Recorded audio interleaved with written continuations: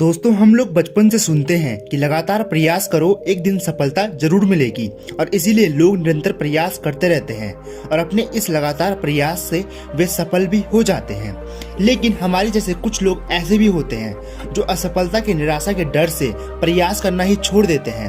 और जब ऐसे लोग एक दो बार असफल हो जाते हैं तो इन्हें लगता है कि शायद अब एक काम हमसे नहीं हो पाएगा।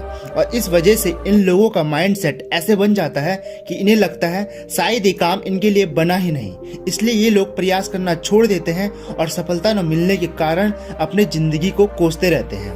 दोस्तों, आज मैं आपको इसी रिलेटेड एक स्टोरी सुनाने जा रहा हूँ जो आपकी लाइफ बदल सकती है और आपको ऐसी ऊर्जा से भर देगी जिससे सफलता को प्राप्त करने के लिए आप कभी भी प्रयास करना नहीं छोड़ोगे। दोस्तों, एक समय की बात है, एक राज्य में एक प्रतापी राजा राज करता था। एक दिन उसके दरबार में एक विदेशी मेहमान आया और उसने राजा को उपहार स्वरूप एक सुंदर सा चमकीला पत्थर दिया। राजा वह पत्थर देखकर बहुत ही प्रसन्न हुआ।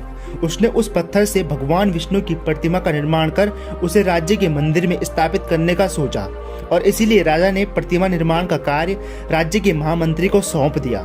महामंत्री गांव के सर्वश्रेष्ठ मूर्तिकार के पास गया और उसे वो पत्थर देते हुए बोले कि महाराज मंदिर में भगवान विष्णु की प्रतिमा स्थापित करना चाहते हैं, इसलिए 7 दिनों के भीतर इस पत्थर से भगवान विष्णु की प्रतिमा को तैयार कर राजमहल में स्थापित कर देना और इसके लिए तुम्हें 50 स्वर्ण मुद्राएं दी जाएंगी। 50 स्वर्ण मुद्राएं की बात सुनकर मूर्तिकार काफी खुश हो गया और उसने मंत्री के जाने के बाद प्रतिमा का निर्माण कार्य प्रारंभ करने के उद्देश्य से अपने औजार निकाले।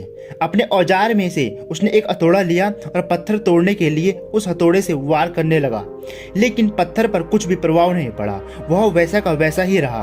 मूर्तिकार ने कई वार पत्थर पर किए, लेकिन फिर भी वह पत्थर नहीं टूटा।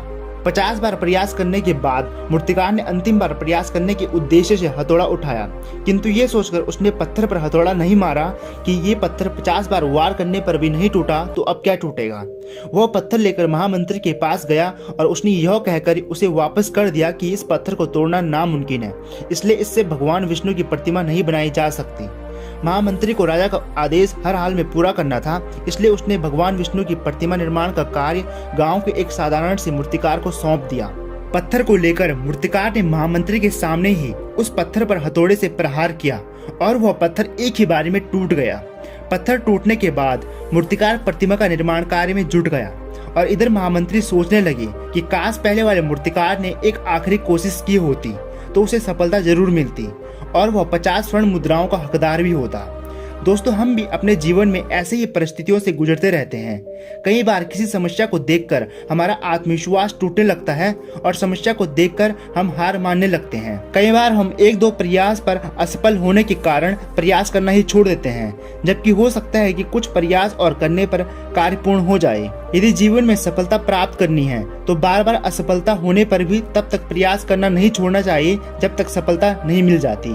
हमें स्मरण रखना चाहिए कि असफलता सफलता तक पहुंचने की पहली सीढ़ी होती है, इसलिए असफलता को देखकर पीछे नहीं हटना चाहिए बल्कि हमें अंतिम प्रयास करना चाहिए। क्या पता अंतिम प्रयास से हमें कामयाबी मिल जाए। दोस्तों, अगर आप इस स्टोरी से थोड़े से भी मोटिवेट हुए होंगे तो कमेंट करके जरूर बताना, क्योंकि आपके कमेंट से ही हमें मोटिवेशन मिलता है। जय हिंद, जय भारत।